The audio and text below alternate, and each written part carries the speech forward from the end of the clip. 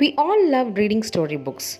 Every story is framed with sentences, and sentences are framed with words, and words are framed by a set of alphabets or letters. Similarly, a wall is made by arranging bricks one after another. If you notice, then everything around us is made up of one or the other smaller entity, which are actually the basic unit of that object. Did you know that even our body is made up of small basic units? Yes, it is. Although it appears to be one single body, it's actually made up of millions of basic units called as cells. A cell is the smallest unit of living matter that can carry out all the life processes.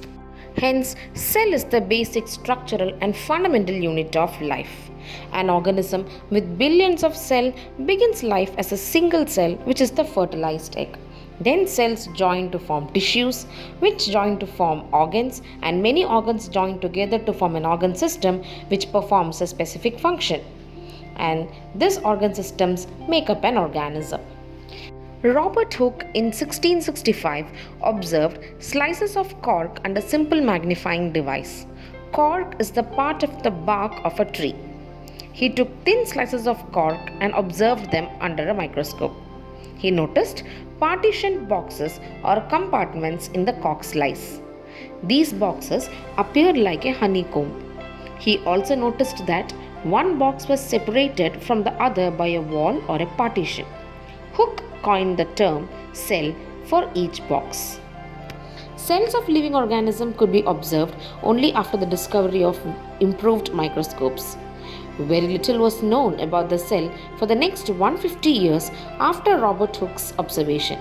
Today, we know a lot about cell structure and its functions because of the improved microscopes having high magnifications. Let us study more about cells. Can you guess the number of cells in a tall tree or in a huge animal like elephant? The number runs into billions and trillions. Human body has trillions of cells which vary in shapes and sizes. Let us recall what we learnt in the chapter microorganisms. There, we had seen some organisms that are single-celled yet performs all the necessary function that a multicellular organism performs. Yes, these are the unicellular organisms like amoeba and bacteria, which are made up of only one cell but carries out all the function needed by the organism with that one cell itself. We all are multicellular organisms.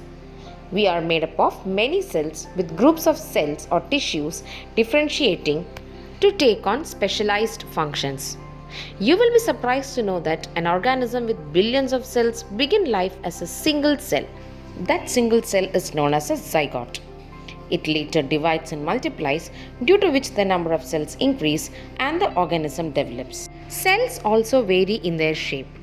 In fact, amoeba, a single-celled organism, has no definite shape unlike other organisms.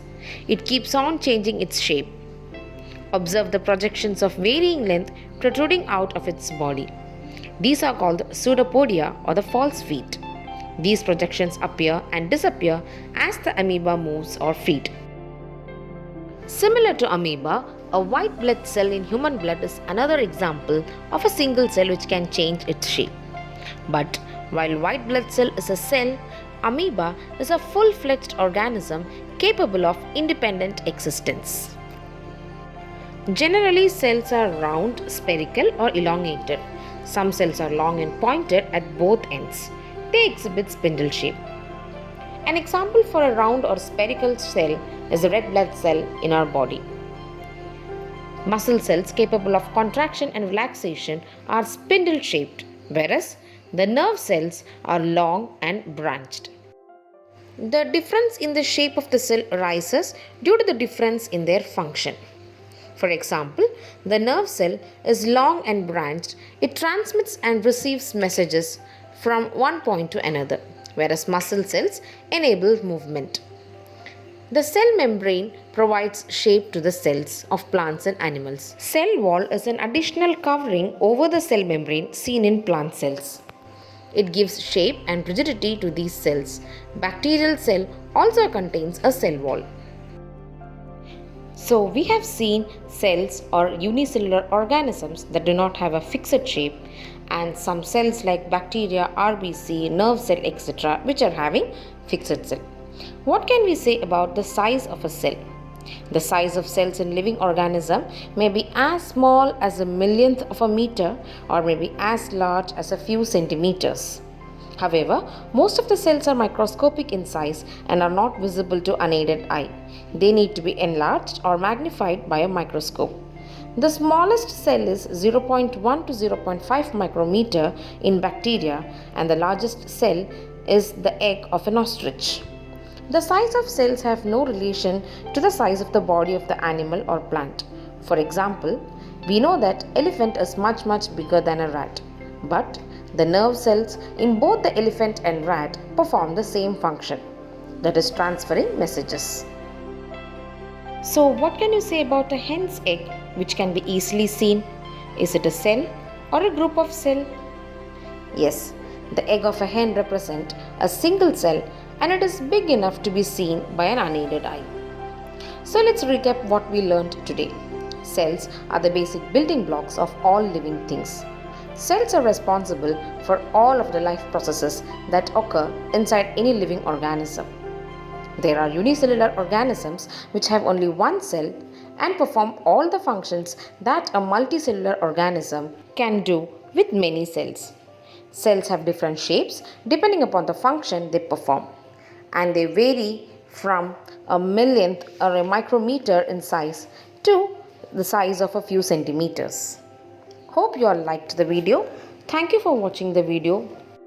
Subscribe the channel for more videos of class 8, 9, 10 science. In the next video, we will learn few more characteristics about cells.